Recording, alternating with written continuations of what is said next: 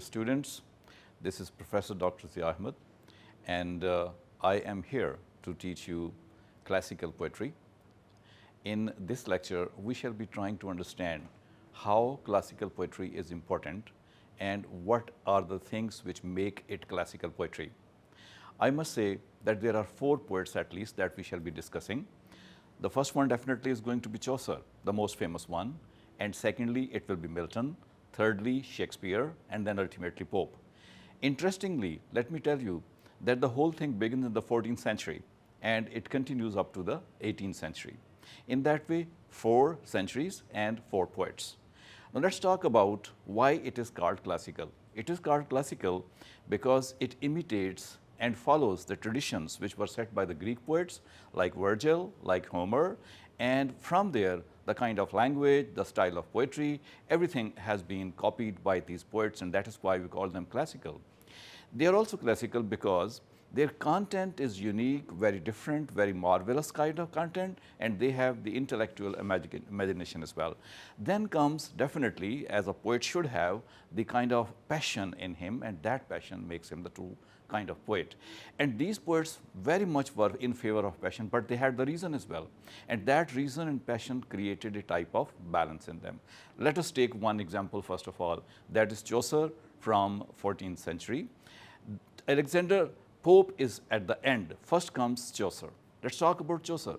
The very famous poem in your syllabi that you have seen occasionally is Prologue to the Canterbury Tales. Though it says that something tales would be there, but prologue becomes more important. If you read prologue, you will find number of characteristics of this classical poetry. Because here the purpose of the poet is not only simply to amuse the reader, but also to correct him, to instruct him, that we call didacticism. It means there will be always a kind of moral. So when you read this poetry of Chaucer, you find all these things in it. Let us take the example of just one character from that poem, that is the Prioress character. Prioress, she is a religious character, as we have 5 religious characters in it. Chaucer goes to describe that Prioress had a span broad forehead. This is a very interesting way of talking, that he is trying to tell us about the kind of size of the forehead of the prioress. Now, why should talk that? Because actually prioresses were required to cover their forehead, and Chaucer brings this point forward to us that she didn't cover it. It means that she was not that much sincere with her religious appearance. So in this way, this is the kind of thing which most of the poets would indicate, and through this their purpose was to correct. Along with that, Chaucer also introduces to us some humor, some irony, and satire also. That is the hallmark of this poetry, that is called as the classical poetry. Let us now take the second poet, that is Milton, John Milton, whose Paradise Lost most of the time is in the syllabi of almost all the universities. You will also come across this. Paradise Lost is a religious tale, is a biblical tale about the departure of Adam and Eve into this earth. They came from paradise, and Milton repeats all that. But then, what is the beauty in that? Milton's style is the most beautiful thing in that. And from that style also, we can find out what are the major characteristics of classical poetry. That style tells us that there are bombastic words, the language which is really beautiful language, the kind of rhetoric we can say it is there. And because of all that, Milton's lines become beautiful.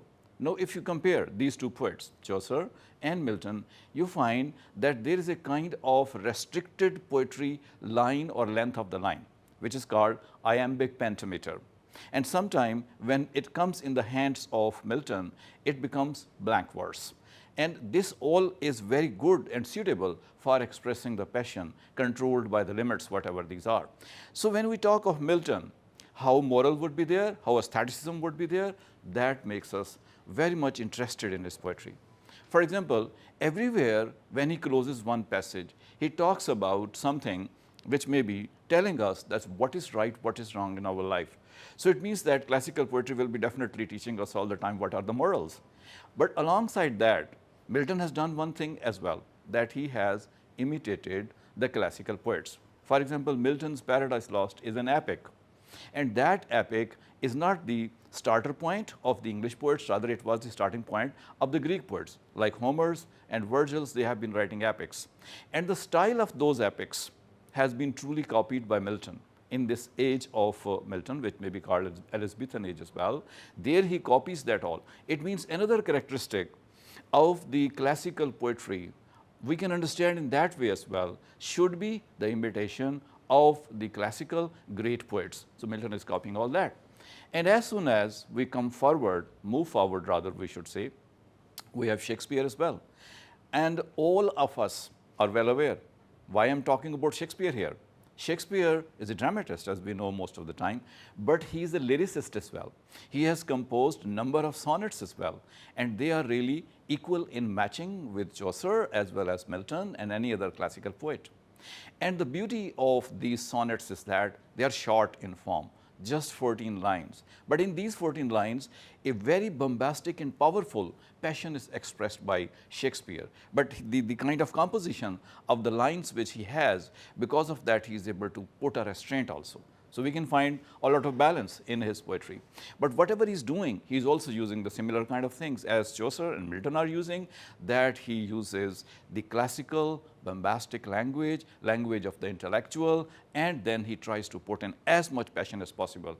In fact, his sonnets would be considered the full of passion poetry, which is again randomly speaking, the characteristic of the classical poetry.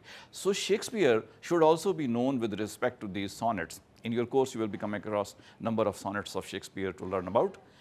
And after that, the last point of this introductory lecture to classical poetry would be to know something about Pope, Alexander Pope. You know, he is the poet of 18th century.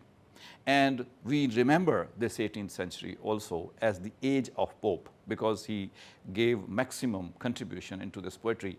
But then he resembles with Milton in one way and does not resemble with him another way. How, for example? Milton copied the style of Homer and Virgil and created Paradise Lost as an epic. What Pope does, he also copies the same, but he makes it mocking style. It means the epic which has been created by Pope is a mock epic. It's not real epic, it's mock epic. But apparently it seems real, however, everything is diminished, reduced in size. For example, if we need to talk about the epic machinery, I will give just one example here. Epic machinery, in case of Paradise Lost, you know, is the angels, good or bad, regardless of that. The angels may be having a very huge size. In case of Virgil and Homer, there were the epic machinery of the genii or gods and goddesses. But in this case, these are very small creatures. So small that in the hairpin of one woman, hundreds of these can come. Into the earlobe, hundreds of these can come, but they perform a very important function. So it means that what Pope has done, he has reduced the size. And by reducing, he has caricaturized the greatness which was established by these poets of the classical era or that of the Greek and Roman era. He reduces everything, not only the hero, but also the heroine of that poem. And the description also goes in the same way. So that is why Milton and Pope share these two things together, that both imitate epic, but this Pope reduces the size of everything. That is why he is called the poet of poets. Why so? Because excellent things have been done by him in it. For example, what is that excellent first of all? In this Rape of the Lock poem, though only small lock is cut, the whole story of that lock is present. But the significant thing is that each part of the society is ridiculed, is satirized, is brought before us. He reflects the 18th century, the luxury of the 18th century, the style of the people of 18th century. How would the rich class behave? Yes, all these people, maybe prince and princesses, maybe somebody else who's very rich, they enjoyed their life as much as they could. And all this has been satirized by Pope in that way. Now, first of all, let me give you one example. That he says, Blinda, the heroine of his poetry, did not get up early in the morning. So she did not read Bible. She got up late. And when she got up, she first of all looked at the love letters which have been written by the people for her. And in this way, he has very beautifully pointed out what? that Belinda all the night was attending different types of parties, and those parties were keeping her awake, and that is why she got up late. And after getting up, she does not go for any religious kind of practice or worship. She rather goes for those things which are very common with you young people as well, that Belinda looks at the love letters most of the time. Not only this, the professionals have also been satirized by him. For example, how? In one of his lines, he says that the judges sign the sentences of the criminals very quickly and very fastly so that they can dine.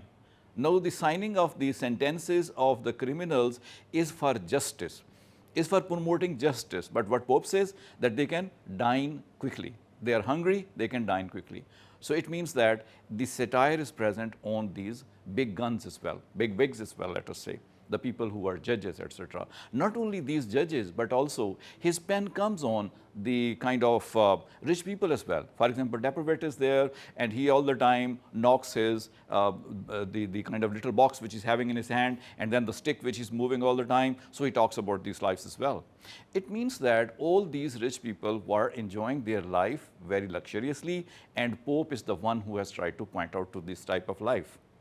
So you can see didactic purpose is also here, moral purpose is also here, correction of the society is also here. And in this way, if we go back to Chaucer, Prologue to the Canterbury Tales, and talk of the Rape of the Lock, though genre or the subgenre is a little bit different, because in case of Chaucer it's 100% classical and amusing kind of tales he tells. But in case of Rape of the Lock, we have satirical elements in that. But in both cases, the purpose is to correct the society. So this type of poetry that we are going to read, it is called classical because of one very common characteristic which all these four poets share, that moralistic purpose is there.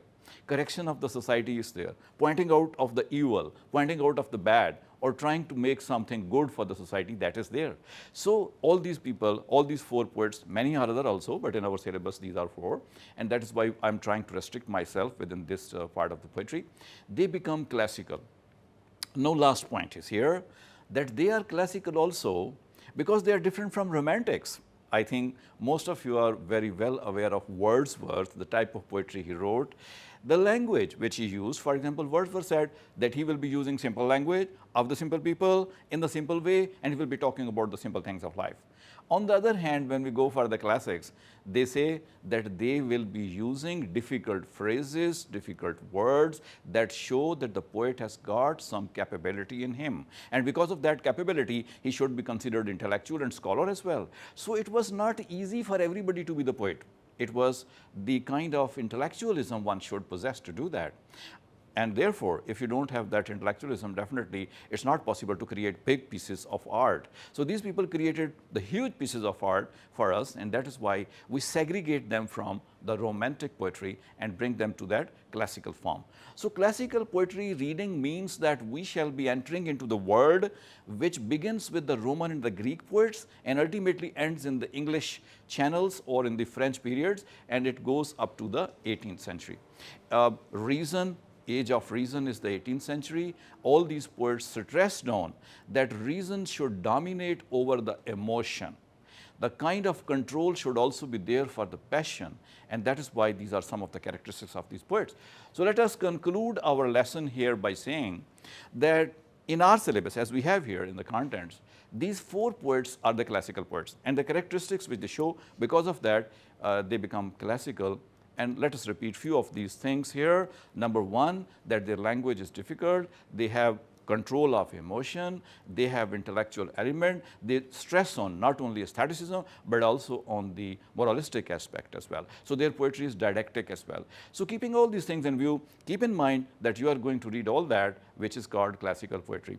And for today's lecture, here I am going to stop. Thank you for attending my lecture.